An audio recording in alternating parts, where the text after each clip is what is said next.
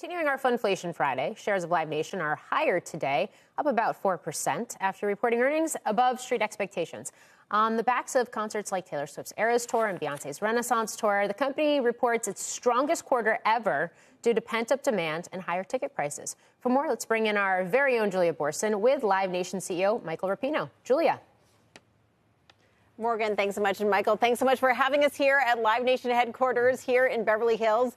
We are coming off of a massive year for concert going so far. 2 huge quarters of big beats for Live Nation. And just looking at ticket sales so far this year, 140 million tickets sold from 120 million in all of last year. My question is the success of the last 2 quarters. How much of your beats, both in terms of top and bottom line, come down to some of these big tours like Taylor Swift and Beyonce? Yeah, it's been an incredible year. But our business is very spread from kind of the top to the bottom and across 40 countries.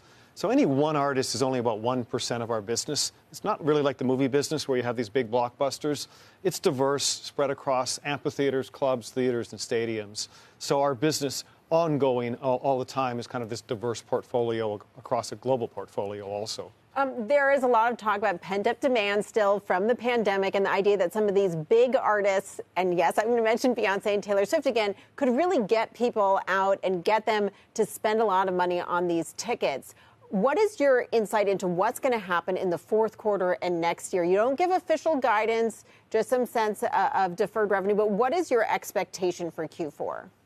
Yeah, we're obviously on a pace for a record year. We've sold 140 versus last year, 121 for the full year. So we're going to have a record year.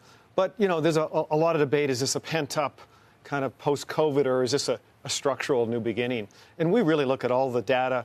Jessica did a great job earlier, I heard, that we really believe this is a cultural, behavioral change with consumers, especially from the bottom up. We see that across the globe, that 19-year-old, that 14-year-old on TikTok that understands that Drake dropped a single this morning and wants to go see that artist is really a behavioral change we're seeing. So demand on a global basis, we believe, for the next decade is going to be very strong. This is an industry that you put together the global streaming, Spotify, the global social, the connection these artists have. You know, Bad Bunny has 100 million followers. He's a medium in himself. So we look at all of those factors to say this is an industry that's going to grow for a long time. You know, they were throwing around the term funflation, and obviously ticket prices have gone up. There is concern about economic uncertainty. What if we don't have a soft landing? Are you concerned that consumers won't want to pay so much for tickets anymore? And what does that mean for the business? Yeah, I mean, listen, we got to do a better job PR-wise because, you know, this is a business that's still a very affordable entry. First of all, consumers will rank concerts the top social event they want to go to. 70% say it's one of their greatest memories in life. It's still only $35 to get into a concert, although there's always, you know, the PR around the top ticket. It's a very affordable event still versus sports, versus going to Disneyland, versus going out for dinner. So overall, this is still a very affordable an event. Consumers can get in at any price point. Yes, at the very top end, scarcity does come into play in some of these top artists at the very top. But you look at a Beyonce ticket at $400 for the front row, and the Lakers is $25,000 for courtside. There's 80 of those a year. So it's still a very affordable business. And we look at secondary $10, $12 billion industry continually shows the scarcity of those tickets still has a lot of pricing power left. Morgan, you want to jump in here? Yes. Julia, thank you. And Michael, it's great to have you on the show. I mean, you're talking about the structural behavioral change that you're seeing in the way consumers are interacting and looking for their live events.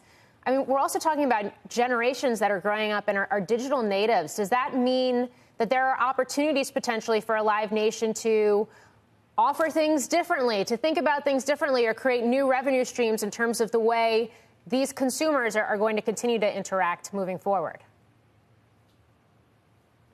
Well, I mean, your first point is the most relevant. I have 3 young boys. They live on all social medias. They discover bands that I don't even know where they've heard of them through YouTube, TikTok. So we think digital is the greatest marketing discovery tool that has helped live music in general. So overall, that kind of appetite. Now, the other part that is really great about it is 70% of fans go to shows and have to have that Instagram moment. So it is a real FOMO reality where going to a live show, especially in this digital world, is that escape, is that social outing where you get to come together and share that moment. So we're looking at lots of live streaming, ways to share concerts, loyalty programs. We have a lot cooking on how we can do more and more with consumers and a digital platform for sure.